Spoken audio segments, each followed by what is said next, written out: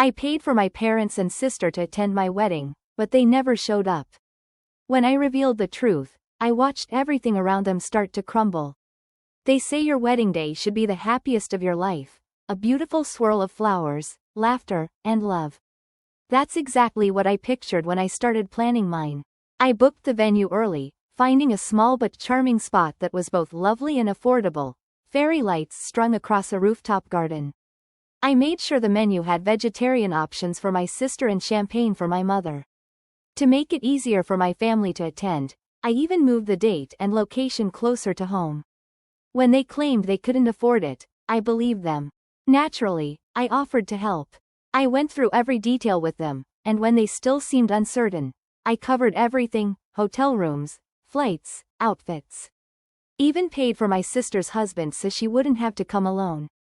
I kept telling myself it was worth it because when it matters, family shows up. What I didn't realize was that, to them, showing up meant something entirely different than it did to me. The morning of the wedding, I woke early. My childhood best friend texted to say he and his partner had landed safely. We used to trade Pokemon cards on the sidewalk as kids. They'd paid their own way, flights, hotel, just happy to be there. No drama. As for my parents, I kept refreshing the airline app, seeing that their flight had landed on time. I thought, any minute now. Nervously, like a teen waiting for a date, I kept peeking out the dressing room window. When the officiant arrived at 3 o'clock, she smiled gently and asked if we were ready. I told her, maybe a few more minutes. They might be stuck in traffic, or their phones died. I called, straight to voicemail. Tried again, no answer. My makeup was done, my bouquet rested by the window. The photographer snapped soft photos as I forced a smile for the camera. I checked my phone again. Still nothing. At 3:30, my best friend quietly knocked and asked, "Do you want to start?" My throat tightened. My dad was supposed to walk me down the aisle, he had promised.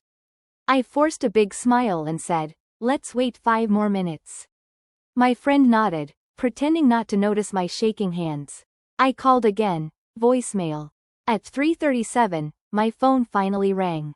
My mom's name flashed on the screen, and I nearly dropped it in my rush to answer.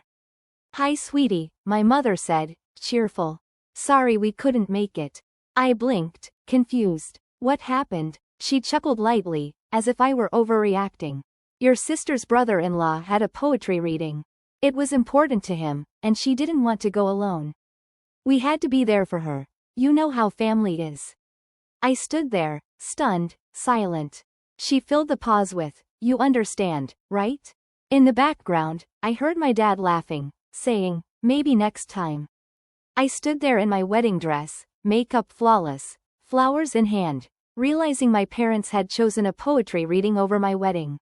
And not even her poetry, her husband's brother's. They didn't even bother to tell me.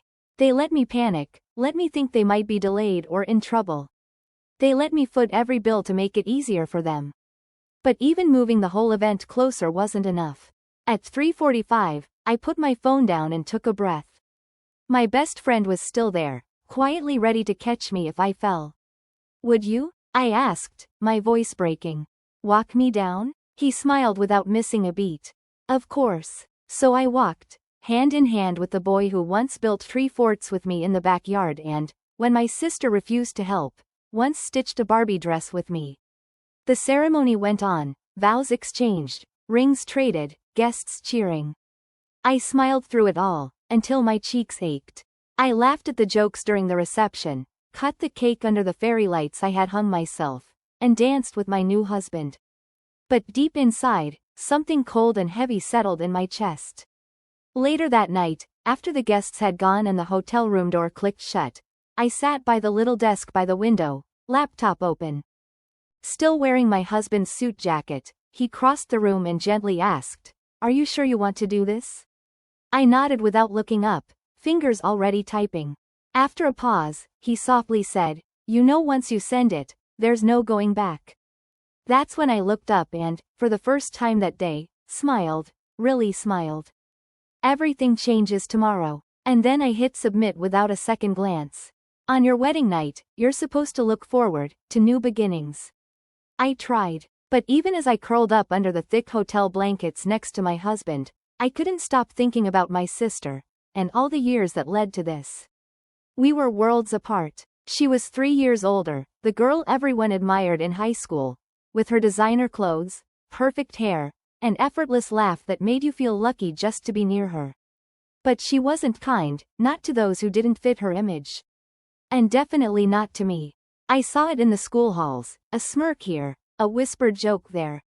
Sometimes it was obvious, like mocking a kid's thrift store shoes. Other times it was subtle and practiced. But I noticed, especially when she laughed at me. Our parents called her selective, saying she had standards. When I cried after being left out, my mom said, "You can't expect her to be friends with everyone." My dad added, "You've got to toughen up.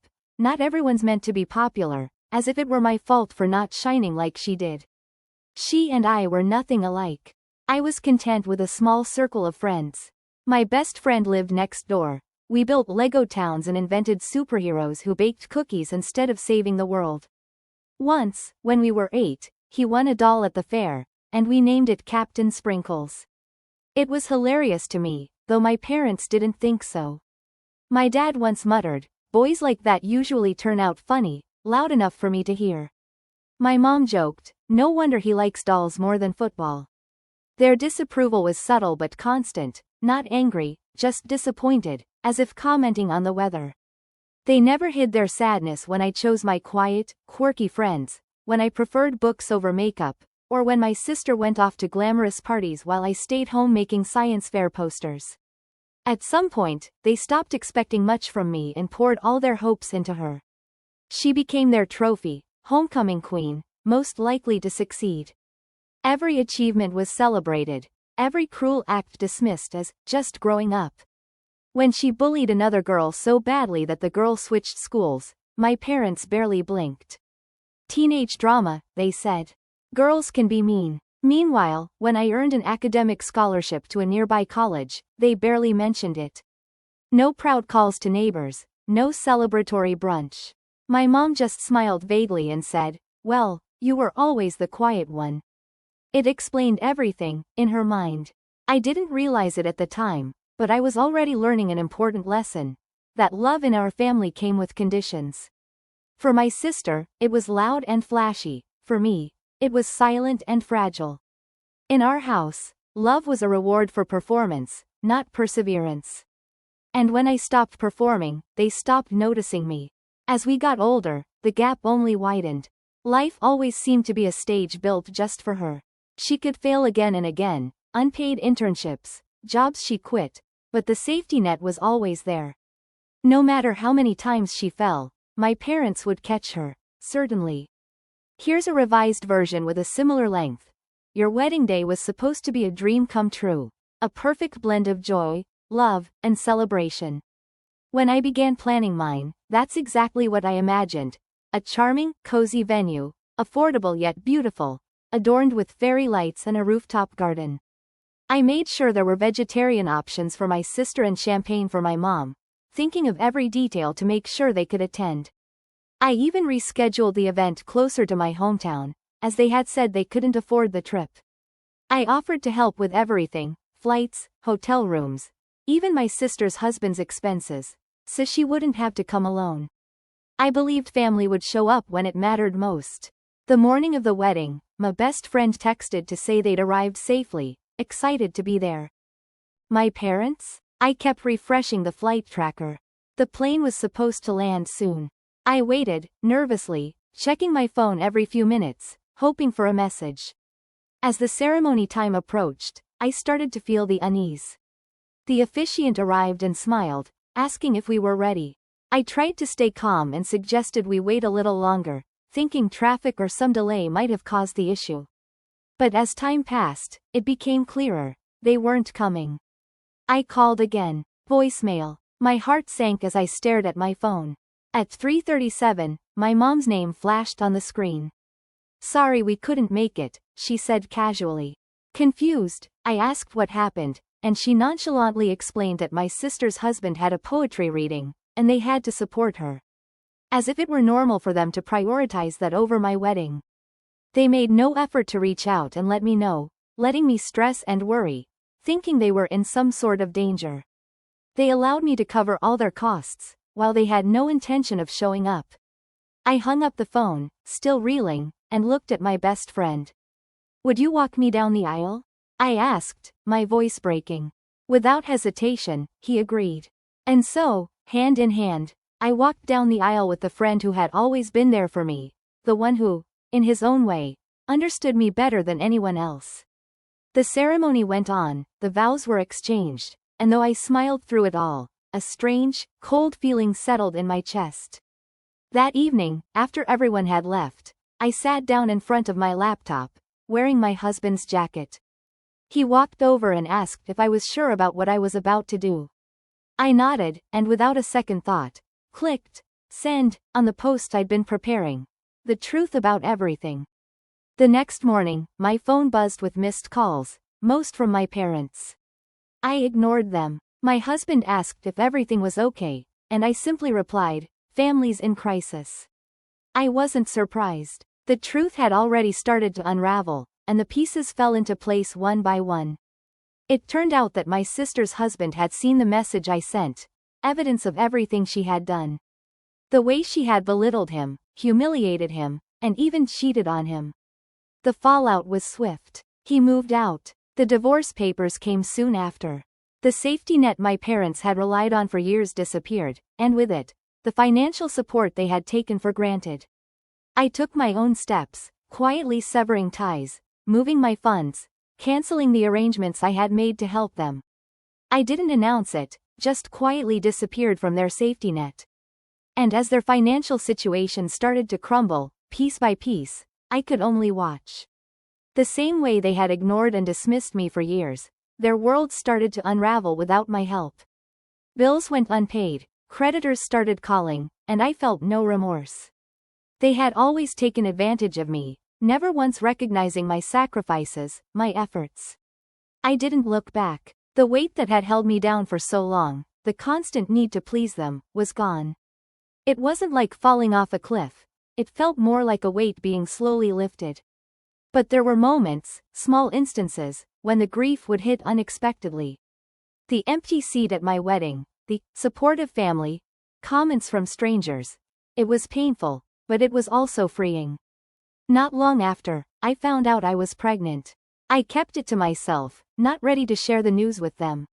The past years had taught me not to rely on anyone who wouldn't truly celebrate my successes. Meanwhile, their situation worsened.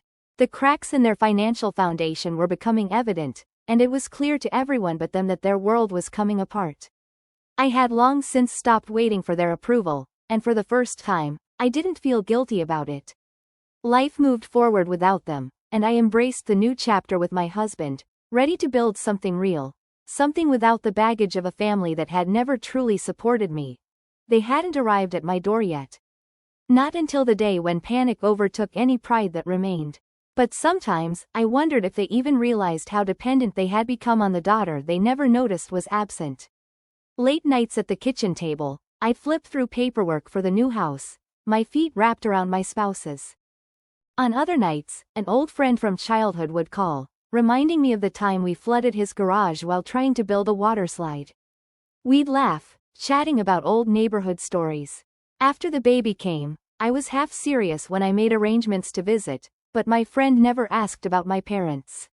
He didn't need to. What's real family, anyway? The ones who know when silence is essential for survival? It became evident, over the course of the following months, that things were spiraling for my parents. Their company, which had already been on shaky ground, was put on indefinite pause.